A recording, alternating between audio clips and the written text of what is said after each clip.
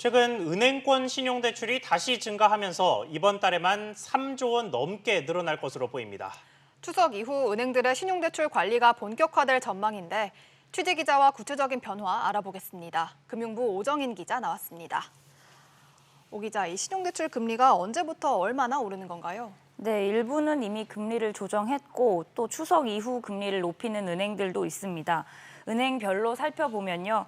신용대출 금리를 이미 조정한 곳은 농협은행과 K뱅크, 카카오뱅크입니다. 우대금리를 낮추거나 최저금리를 이미 높였습니다. 또 국민은행은 내일부터 우리은행은 추석 연휴가 끝난 다음 달 6일부터 우대금리를 축소하기로 했습니다.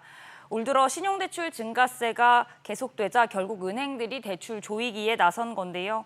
지난 24일 기준으로 5대 시중은행 신용대출 잔액은 126조 9천억 원으로 한 달 전보다 2조 6천억 원 증가했습니다. 네, 그래서 3조 원 증가 전망이 나오는 건데 이 금리만 잡는 게 아니라 대출 한도도 좀 줄이겠죠? 그럴 것으로 보입니다. 은행들은 지난주에 금융감독원에 연말까지의 신용대출 총액 계획을 제출했습니다. 은행들이 대출 총량을 줄이기 위해선 개별 신용대출 한도를 축소하는 방법밖에 없는데요. 국민은행은 이미 신용대출 8종의 한도를 33%에서 50%까지 줄이겠다고 발표했습니다.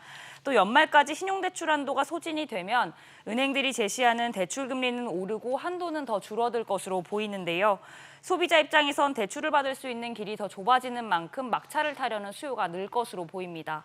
네, 이렇게 신용대출이 급증한 이유 중에 하나가 빚내서 투자하는 이른바 B2 열기 때문인데 지금 방탄소년단의 소속사인 빅히트 공모 청약이 얼마 남지 않았어요. 좀 관심들이 많더라고요. 그렇습니다. 일반 투자자 청약이 다음 달 5일부터 6일까지인데요.